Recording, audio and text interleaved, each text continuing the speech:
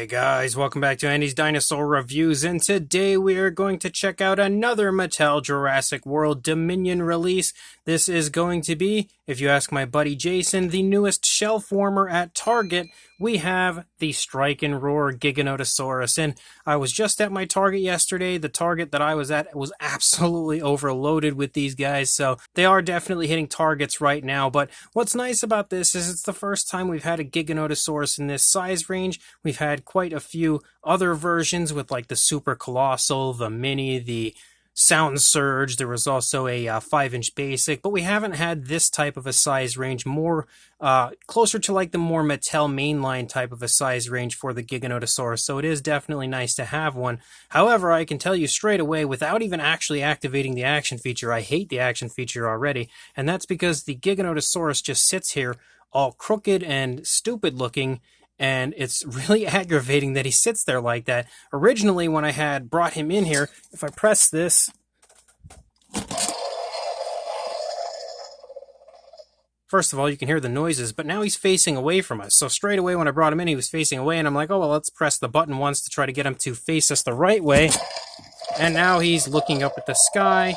So not a huge fan of that immediately. It's just really not good as far as displaying it goes. So fingers crossed we'll get another Giganotosaurus at some point from Mattel that, you know, gives us a better action feature and just a better display piece as far as the Giganotosaurus goes. But as far as the box art goes, you can see it's pretty much like your standard Mattel box art, but it's a little bit different just because there's like this section cut out there in the back, which allows the dinosaur to kind of, you know, show off that action feature prior to you purchasing it. I would imagine that's the reason for that. So it's a little bit different, but pretty much the same as your standard Mattel box art. And then here on the back, you have a sneak peek of the Giganotosaurus attacking the unfortunate poor Rugops right there, as well as down here in the bottom left, you can see the Rex and Therizinosaurus, and together they create the final battle of Jurassic World Dominion, and you can buy that entire final battle with an exclusive Ellie Sattler on Target right now, which is an absolute cash grab and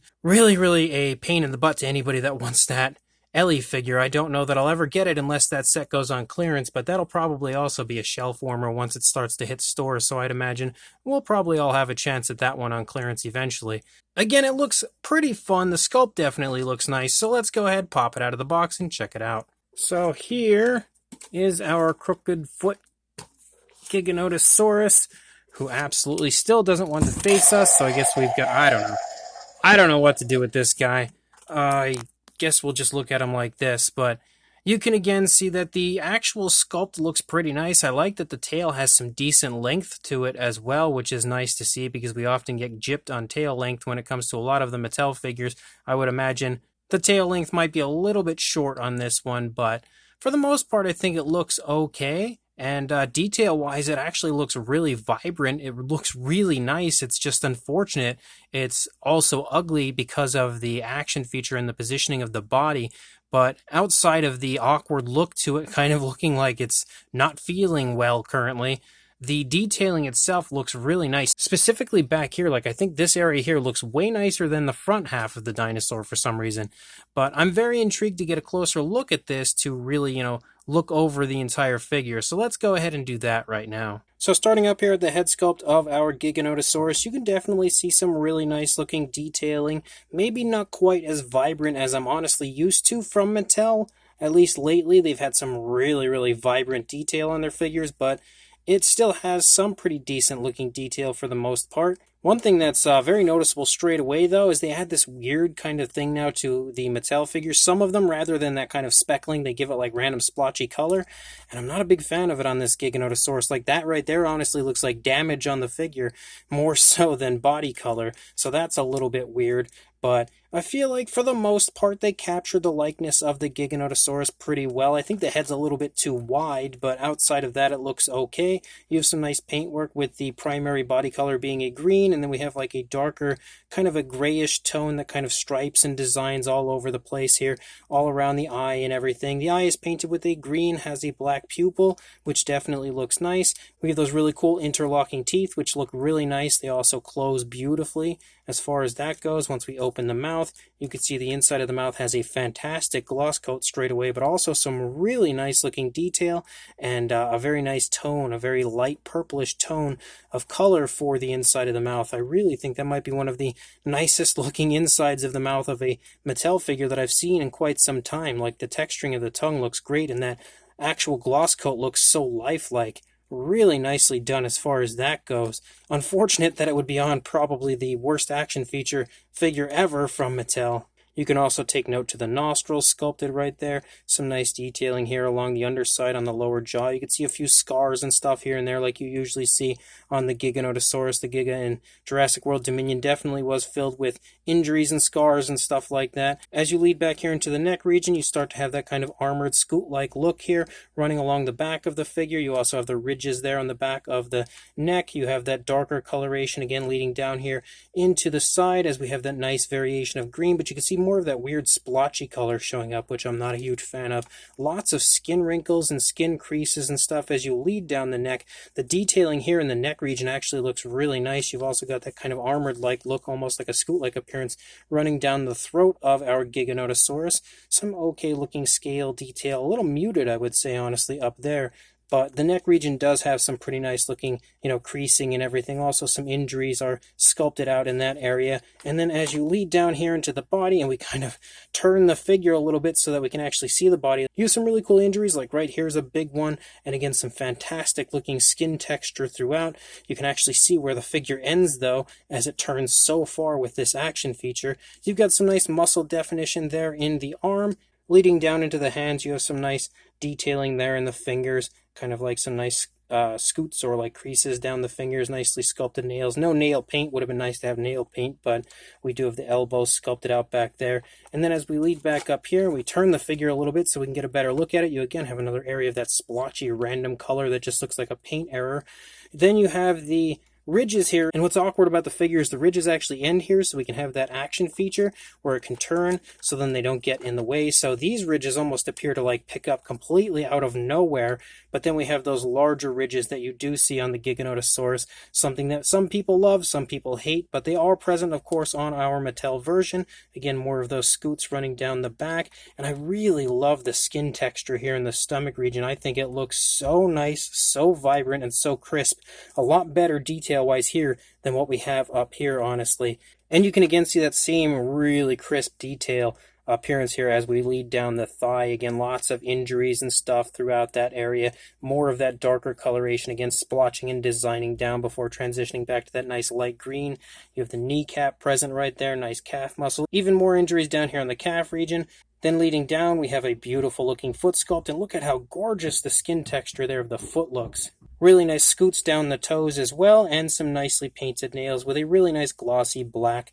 Would have been nice to have that coloration on the fingernails, but it still looks really good on the feet. But unfortunately, we do, of course, skip the dew claw as far as the paintwork goes, but the dew claw is at least present, so that's a plus. And then leading back up here, again, more really nice detailing as we lead out toward the tail, and we have more injuries and stuff, more of that weird splotchy coloration. You can see the coloration actually leads out onto the tail, not all the way, a little ways out, so a little bit is better than none, but the actual sculpting and detailing of the skin texture out here on the tail is a little muted. Like, it's just not near as nice as I normally expect from Mattel. Some okay looking detailing here on the underside as well. So I can get a good shot where the feet aren't going to obscure it. And then we turn it around. And then we take a look at the opposing side. Again, it looks pretty much the same. No real big differences over here. Of course, the leg is leading over here as opposed to the other leg that's trailing on the other side. But everything, paintwork-wise, detail-wise, again, looks pretty much the same as what we had already gone over on the figure. And no real big differences. Definitely a really muted look to the skin texture out here on the tail as well. But definitely not my favorite Giganotosaurus from Mattel. There's no question about that. There's also more of that weird splotchy color in the palette area over here. But, I mean, I definitely don't hate it, but it's by no means my favorite Mattel Giganotosaurus, and potentially the most aggravating action feature that they've had yet. As far as articulation goes, you've got the articulated jaw. You have no neck articulation. You do have the articulation here in the midsection. Again, that's part of the action feature. It's just really stupid. You have the articulation in the arm. It's actually hard to even show you this because the midsection just keeps going crazy. And then you have the articulation in the hip region, as well as a swiveled ankle. The legs kind of feel like they come out away from the body, but not too much.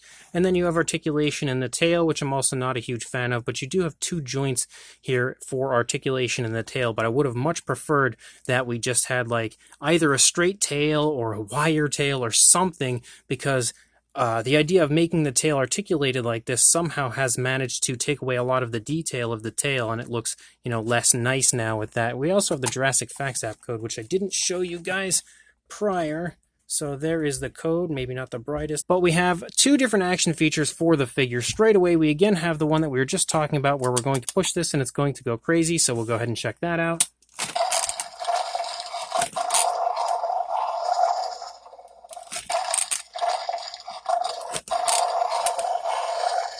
So it's kind of cool in a way that it snaps when it does that, and it sort of makes sense. Like, I get it's Mattel trying to be different, be creative, and I do appreciate that fact. I always love when they can come up with something new, but I like it more when they come up with something new that's actually kind of fun. Kids might actually enjoy this, though, which is what these figures are aimed at.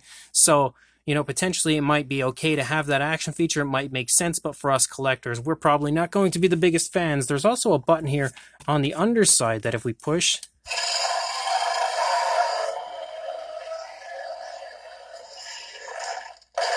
that's a really long noise.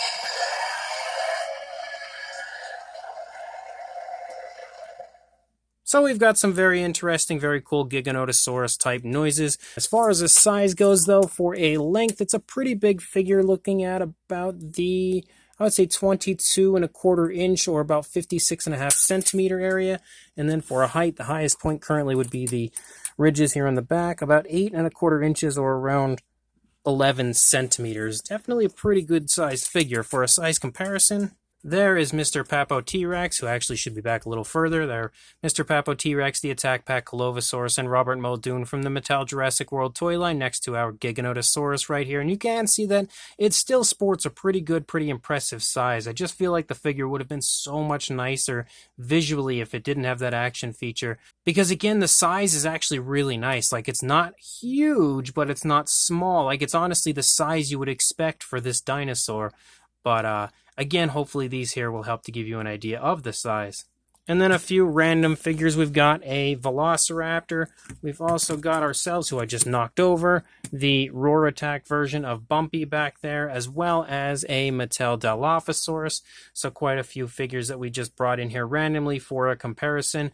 But for an even more interesting comparison, there is the Jurassic World Dominion Tyrannosaurus Rex. Pretty similarly sized, I would say. Like, if we had the Rex a little further and they were face to face, they would probably be about the same length. The Rex might be a little bit bigger as far as its head and everything goes, but they are not far off at all as far as a size goes. The Rex almost completely makes the Giganotosaurus disappear behind it. Their legs are like all entangled down here, and that's why I can't get them perfectly next to each other, but you could probably get a pretty good idea, I think, as far as the size next to this figure right here. And then for one final comparison, kind of a goofy one, but there's the Mattel Mini Giganotosaurus next to this one here, the Strike and Roar version, again, showing you that there is clearly a massive size difference, but honestly, I think I might say I like the mini version more than this larger version, just because it doesn't have any kind of a weird action feature stopping me from displaying it nicely. So this brand new Strike and Roar Giganotosaurus from Mattel for the Jurassic World Dominion line is an okay figure. It's not as great as some of the previous figures. At this point, I would say the best Mattel Giganotosaurus is probably the super colossal version, which is a little upsetting for some people because it's so huge, it's hard to actually fit it into anybody's collection unless you have lots of room. But it's definitely a really cool version of the Mattel Giganotosaurus, the super colossal version. This version sports a very similar look, pretty similar sculpt. The detailing looks great in some areas, not so great in others, kind of muted, a little bit too muted for what I usually expect from Mattel in some areas like the tail and stuff. But the figure as a whole, outside of the decent detailing and the actual nice paintwork for the most part, is littered with kind of ugly appearances to like the action feature, the way it is constantly bent over so you can't really display it nicely, the sort of ugly looking seams in the tail for the tail to move, and just as a whole, it doesn't look that great. Like the fact that the ridges kind of stop dead before they pick back up in the mid-back area for the larger ridges. Like there's just a lot wrong with it as far as a collector's standpoint goes. But we do have to keep in mind that, again, this is made for kids. Mattel is clearly trying to cater toward collectors and, children. Kids are going to love that action feature. I feel like no matter what you do, kids are really going to enjoy that. So I can understand why Mattel would go that route, why they would create that action feature. But I'm just not a fan of it. And again, as a whole, it's a pretty nice looking sculpt, but I'm going to keep my fingers crossed that they release a different version of this at some point in the future at this same size range.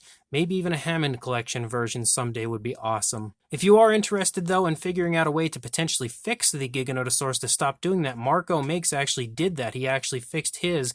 So if you check Marco Makes' channel out, you'll be able to see in his video how he fixed the Giganotosaurus to stop doing this and acting so crazy. But again, if you are interested in this, make sure you head to your local Target. As I told you earlier, it's flooding my Target currently. Make sure you pick it up and make sure you also like, comment, and subscribe, and I will see you in the next review. Thanks for watching.